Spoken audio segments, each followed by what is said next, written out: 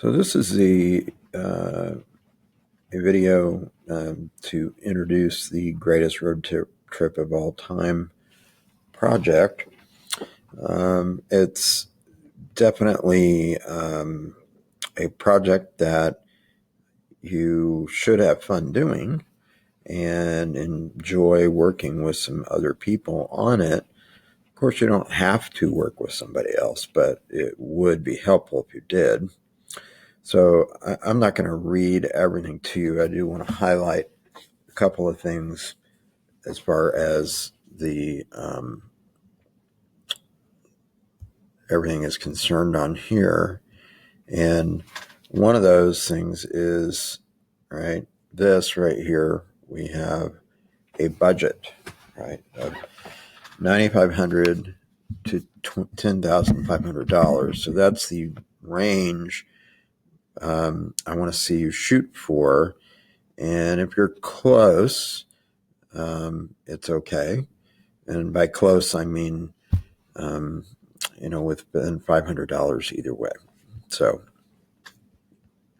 you definitely, though, want to shoot for, that's a pretty good window to go for. So part of this is that you are going to do a little bit of research for the trips and, go in and check some travel websites and see what some of the hotels costs and how much gas is going to be and all that information. And so this is not just a slap together kind of project. There is some work to do with it. Now, you will need to put together a presentation for the day of your final exam, and the presentation shouldn't last more than 5 minutes, I would say. I'm not going to time you necessarily, and it can be either a poster board that you've done or a PowerPoint. PowerPoint is definitely a much better way to go. Right. So, part one, expenses. There will be expenses for food and lodging, and so what you need to do is do some research, come up with a hotel per night hotel average. So let's say I figure out my hotel is going to cost me on the average, right, $250. Change this. Okay. $250 a night per night. And that price is up to 4 people. So it's not each individual person. It's one room. Then food, I could probably manage on 40, we'll say $50 a day.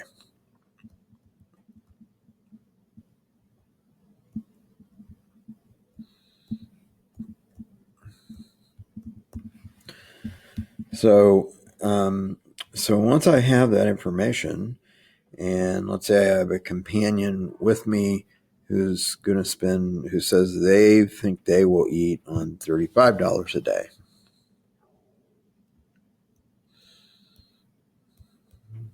All right. So once you've determined this part, then total food and lodging per day, right? We've got 250 plus 85. So 5, 3, and $335 per day for my scenario here.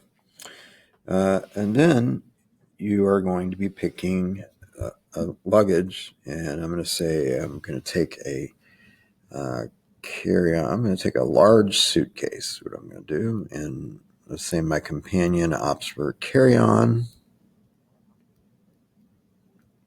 All right. So total luggage expense is $190.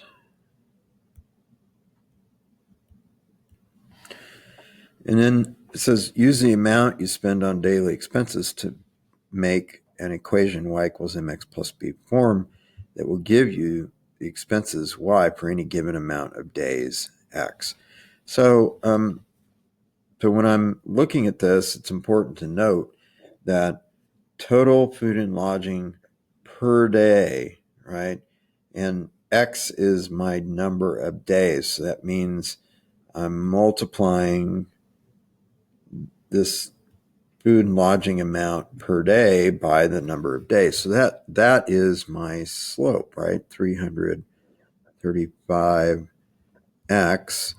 And then my fixed expense is the one that I make right up front, which is the luggage, right? Plus 190. And so y equals that. So, so that's part one.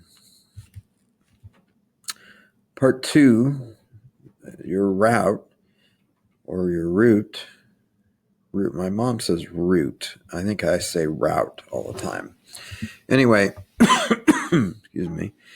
Your route, just get on a map program, figure out what it is. All right. It's a good idea beforehand to know what cities you might want to go to or stop in. For instance, maybe I'm taking a trip to the Grand Canyon, so I'm going to stop and let's say Memphis, maybe. I might go a little further than that, but on the way, figure out where you're going to stop. You can build that into your trip itinerary on the mapping program.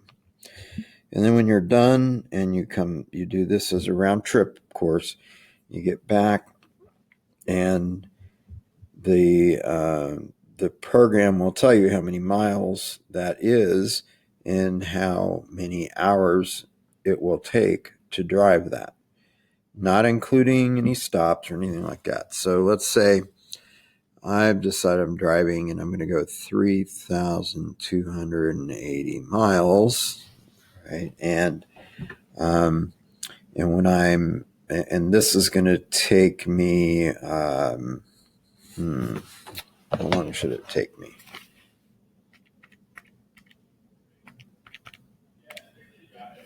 We'll say 55 hours. All right. And if I'm only allowed to drive a maximum of 10 hours each day, so if I do drive 10 hours a day, how many days will this take me? It'll take me 6 days, right? 5.5, and I'm just going to round it to the nearest whole day, rounding up. And if my trip was 31 days, right, I'm going to then do 55 divided by 31. And I will get 1 point. So we'll say, so this is hours, and I want you to be more specific here. So this is going to be 1.8 hours per day, 1.8 hours. Now, 8/10 of an hour, I want to change this to minutes. So 8/10 of an hour is how many seconds or how many minutes, right? X over 60. I believe it's 48. So 1 hour, 48 minutes. Okay, so that is part two. Pretty simple stuff as we're going forward. Now, part three, I'm taking a look at this, and on part three, we're going to look at vehicles and what we can do to if anything, and I don't know how I ended up with that picture there, but that's not what I intended. But vehicles, and then we can go from there. So on the next video, I will start with part 3.